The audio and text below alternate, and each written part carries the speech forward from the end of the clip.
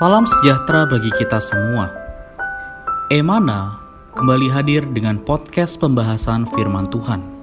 Semoga firman Tuhan yang murni mampu merawat batin kita, menguatkan roh kita, dan membangun iman kita di hadapannya. Silakan menikmati podcast Emana hari ini. Salam damai sejahtera saudara-saudari pendengar podcast Emana. Puji syukur kepada Tuhan, pada hari ini kita kembali lagi dapat menikmati porsi ayat bacaan firman Tuhan bersama dengan saya Saudara Richard dan juga Saudara Bambang. Halo Saudara Bambang. Halo Saudara Richard, puji Tuhan. Amin. Saudara-saudari, kita hari ini akan menikmati porsi ayat bacaan di dalam Lukas pasal yang pertama ayat 1 sampai 23. Secara khusus perikop ini membicarakan mengenai sebuah topik, yaitu doa bagi perkenan Allah. Amin. Topik ini didasari dari sebuah ayat di dalam Lukas pasal 1 ayat 10. Sementara itu seluruh umat berkumpul di luar dan sembahyang. Waktu itu adalah waktu pembakaran ukupan. Saudara Bambang, apabila kita memasuki awal dari kitab Lukas ini, sebenarnya apa yang dapat kita pelajari dari pembukaan kitab Lukas ini? Baik, Saudara Richard, kita melihat di dalam kitab Lukas ini membahas satu kisah yang tidak sedetail, sangat lengkap ya, terutama membahas tentang Yohanes Pembaptis. Kitab-kitab lain tidak sedetail ini. Di pasal 1, terutama di ayat 5 ya, sampai ayat 13 ya. Di ayat 13 terakhir, haruslah engkau menamai dia Yohanes. Ini membahas tentang kelahiran Yohanes Pembaptis. Nah, apa yang kita bisa pelajari dari pembukaan kitab Lukas ini? Amin. Kita bisa belajar perkara doa. Di sini ada suami istri ya, yang bernama Zakaria dan Elisabet. Di ayat 6, keduanya hidup benar di hadapan Allah dan menuruti segala perintah dan ketetapan Tuhan dengan tidak bercacat. Tetapi mereka tidak mempunyai anak. Nah, kita melihat di sini ada satu penghidupan yang tepat sebagai seorang Kristen ya, sebagai orang yang percaya Tuhan, harus hidup benar di hadapan Tuhan. Tetapi ada satu kondisi, mereka tidak punya anak. Ya, ada satu kelemahan, ada satu penderitaan yang mereka terima. Dan ketika penderitaan itu datang, ya, dikatakan di sini, pada suatu kali waktu tiba giliran kelompoknya Zakaria melakukan tugas keimaman di hadapan Tuhan. Sebab ketika diundi sebagaimana lazimnya untuk menentukan iman yang bertugas, dialah yang ditunjuk untuk masuk ke dalam bait suci dan membakar dupa di situ. Jadi kita melihat Elisabet yang tidak punya anak, ya, dan Zakaria yang melakukan tugas keimaman. Kita melihat suami istri ini dipakai oleh Tuhan. Untuk apa? Untuk menjadi satu teladan bagaimana seharusnya berdoa.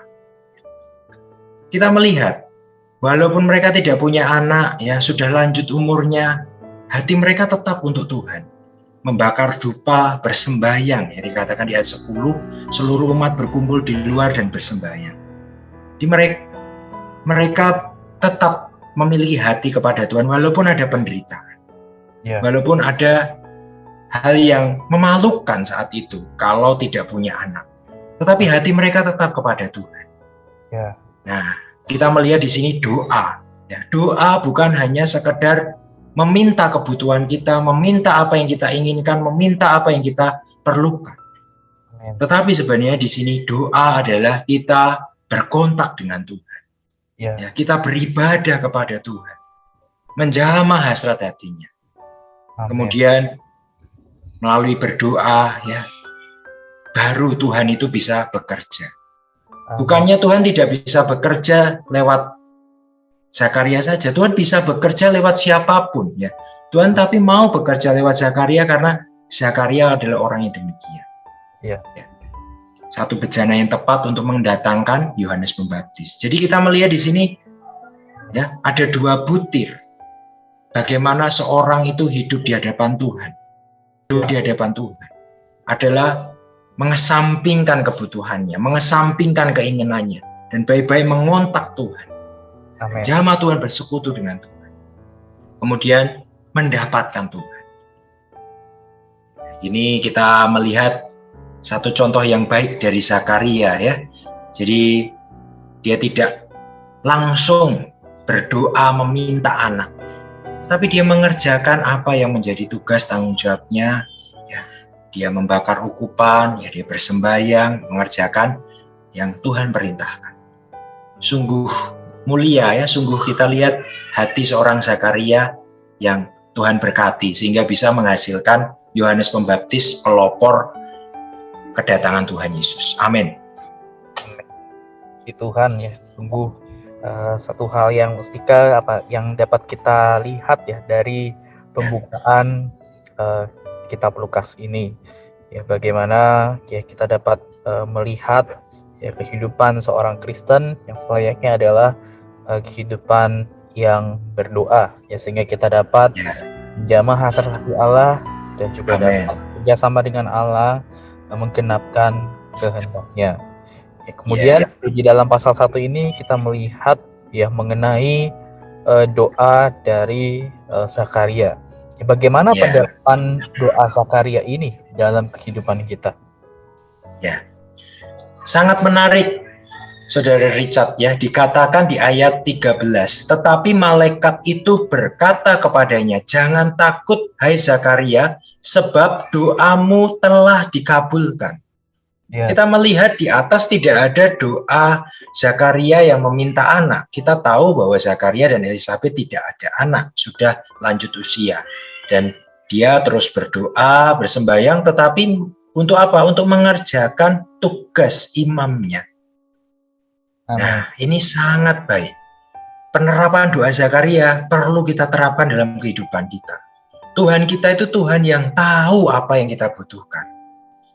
Kita tidak perlu meminta, Tuhan itu tahu. Ya, asal kita hidup benar di hadapan Dia. Dan sangat penting di sini, Saudara Richard, bahwa Allah membutuhkan kerjasama manusia. Siapa yang mau mengenal kehendak Tuhan? Siapa yang mau berdoa bagi terlaksananya pekerjaan Tuhan? Kalau Zakaria meminta anak, tetapi anak itu tidak menjadi jalan untuk Tuhan bekerja, untuk apa mempunyai anak? Ya. Karena itu di sini kita melihat bahwa Tuhan membutuhkan kerjasama manusia. Sangat mulia, ya. Siapa kita manusia sampai mendapat kehormatan bisa bekerja sama dengan Allah? Inilah doa. Doa adalah kita merespon keperluan Tuhan. Tuhan membutuhkan orang. Dan melalui doa kita bekerja sama dengan apa yang Tuhan mau kerjakan. Ya, begitu ada doa yang mengesampingkan kebutuhan pribadi kita, begitu doa kita bersatu dengan kehendak Tuhan, maka Tuhan bisa bekerja. Inilah yang tergambar di dalam Lukas pasal 1, terutama di ayat 10-13. Ya. Hati Zakaria kepada Tuhan. Tetapi Tuhan tahu apa yang dibutuhkan Zakaria juga. Dan Tuhan pakai apa yang dibutuhkan Zakaria itu, yaitu anak laki-laki, ya, untuk merampungkan kehendak Tuhan juga. Akhirnya lahirlah Yohanes Pembaptis, ya, yang menjadi pelopor kedatangan Tuhan Yesus, yang membaptis Tuhan Yesus, yang memberitakan pertobatan. Ya. Nah, inilah kerjasama manusia, doa manusia menjadi jalan bagi Tuhan. Dan kita lihat di Wahyu 5 ayat 8, juga Wahyu 8 ayat 3-4, di sana ada doa-doa orang kudus yang nantinya merampungkan zaman ini. doa-doa orang kudus itu seperti pedupaan ya, seperti satu bau-bau yang harum yang naik ke atas. Ya. Dan melalui doa orang-orang kudus ini Allah bekerja. Di kitab Wahyu kita melihat semua pekerjaan Tuhan karena ada doa orang-orang kudus. Amin. Sekarang pertanyaannya, siapa yang mau bekerja sama dengan Allah melalui berdoa? Demikian Saudara Richard. Amin. Amin. Ya, puji Tuhan, saudara-saudari. Ya, semoga Amin. kita dapat sama-sama menikmati, belajar bagaimana perkara yang mengenai doa bagi perkenan Allah. Sehingga dengan demikian doa-doa kita dapat menjadi doa yang bekerja sama dengan Allah dan menggenapkan tujuan Allah di bumi hari ini. Baik, sebagai penutup kesimpulan, Saudara Bambang dapat memimpin kita di dalam doa. Amin. Mari saudara-saudari yang terkasih pendengar podcast Emana, kita merespon firman ini dengan berdoa. Berdoa bukan untuk keperluan pribadi kita saja, tetapi berdoa untuk bersatu dengan keperluan Tuhan. Ya. Bersatu dengan pekerjaan Tuhan hari ini. Amin. Semoga melalui doa-doa kita, saudara-saudari, ya, kehendak Allah terlaksana. Allah dapat bekerja. Mari kita berdoa. Tuhan, terima kasih kami bisa melihat doa dari Zakaria yang bisa mendatangkan Yohanes Pembaptis sebagai pelopor untuk mendatangkan Yesus Sang Juru Selamat. Tuhan, biarlah doa-doa kami juga doa-doa yang seperti doa Zakaria. Doa yang mengesampingkan kebutuhan kami pribadi, doa yang lebih mementingkan keperluan-Mu.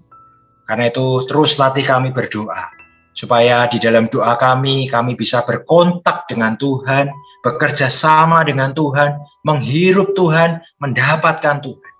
Sehingga kami bisa terus bekerja sama dan melalui kami Tuhan bisa bekerja. Terima kasih Tuhan Yesus. Amin. Amin. Puji Tuhan. Terima kasih Saudara Bambang atas sharingnya. Terima kasih. Amin. Tuhan Yesus memberkati. Tuhan Yesus memberkati. Sekian pembahasan firman porsi hari ini. Sampai jumpa di podcast berikutnya. Jangan lupa untuk download aplikasi Emana pada handphone Anda untuk manfaat yang lebih banyak. Tuhan Yesus